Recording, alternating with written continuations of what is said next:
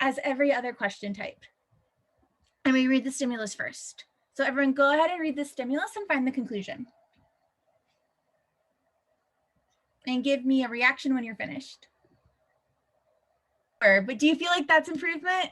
Yes. Yes, that's a win.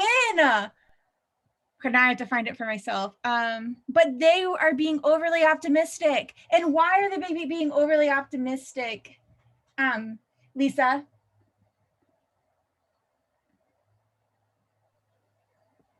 They are being overly optimistic because they think that more money will flow into the stock market, resulting in continued gains. Yeah, all this whatever blah blah blah going on down here, right? Sure. No, absolutely. Okay, so we have our conclusion now. And so who is they is the analysis. And can we go back? Sorry. Are they being overly optimistic? Is that talking about what's going on before? Yes. that? Yes. And then the last is referring to like the end result. Excellent. Like, why are they being like? Why? Yeah. Okay. I just want to make sure. No, good job, Kamani. Excellent question. Sorry, I should have clarified that. Does everyone see that? So the part where it says more money will flow into the stock, that's not what they're being overly optimistic about? Or... Yeah, no, that is what they're being overly optimistic about. Sorry. Nope, you're great. I probably confused us a little bit. So we're saying these analyses conclude that more money will flow into the stock market, resulting in continued gains in stock prices. But then this columnist here's conclusion is that they are being overly optimistic about this. And so why are they being overly optimistic? This is our support for why they're being overly optimistic, right? So we go into explanation. So now we read the question stem, we really understand it. I think I picked the wrong question type. So, all right, so we're gonna talk about this in a second. This is a reasoning question, and it's very similar to a rule question, but in a reasoning question, what they ask us to do is explain what the author did to get to their conclusion in our own words. So if we were to break this down, how do we get to this conclusion? What do we do? So let's talk about it. What is this first part of the argument here? Let me highlight it. Angelica, what would be this part of the argument here? Is it background information? Yeah, we provide background information about what these analysis, we provide the background to what the analysis are arguing for, right? Mm-hmm. And then the next sentence is what they conclude, right? And then what do we do to that conclusion? Ashley, what do we do to their conclusion? They added more support for the conclusion. We support the analysis conclusion? From the bottom part? What do we do to the analysis's conclusion? Oh, we counter, like we reject it, right? We say that you're being overly optimistic. So we share like what they think and support for it. We give their conclusion, and then we reject it, and then we do what you said. What do? Now we support the rejection. Yeah, and how is this support? What is this support doing? Like, why is it support?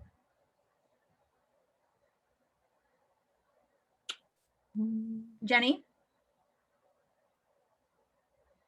Let me see.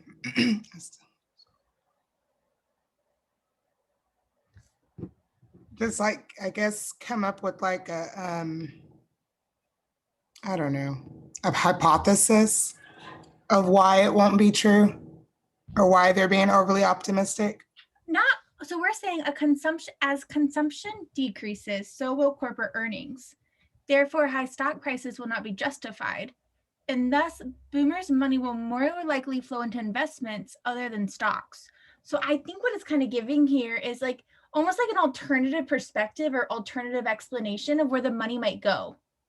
Because what the analysis are saying, hey, they're reaching this age and they're savers, and so their money's just going to flow into the stock market. And we're saying, wait for it. You want this to be true, but you're being overly optimistic. because since they're saving all this money, consumption's going to decrease. So we point out something that those analysis didn't think about. And that's why they're being overly optimistic. Okay, it was just kind of hard for me to really understand this passage. I 100% understand. And that's why when we do these, I would rather you do 3 questions instead of 10 and go this slow to understand them for now, everybody, like honestly, because you'll eventually get faster. Okay. You only have to get, if you want a 155, you only have to get like 14 or 15 questions right per section. So go slow and get them right, and then guess on the last 10 and hopefully you get 2. I mean that genuinely, because you'll slowly get faster. It looks like I'm only able to complete like 14 or 15 in a section. No, that's perfect, because then how many, if you work on your accuracy and you get those 14 or 15 right, Yeah. then you're golden. All right, so go ahead and answer this one and put your answer in the chat.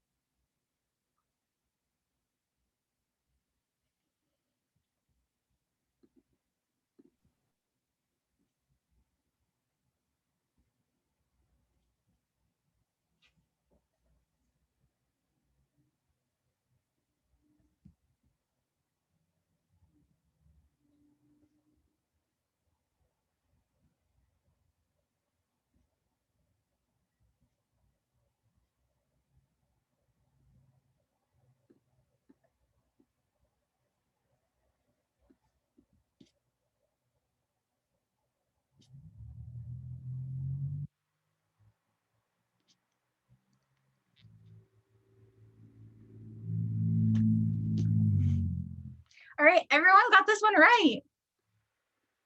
Was it pretty easy for everybody? Was it pretty easy for everyone to get to answer choice C? Okay, good. Yeah. Everybody got it right. Were there any other answer choices that we were debating between?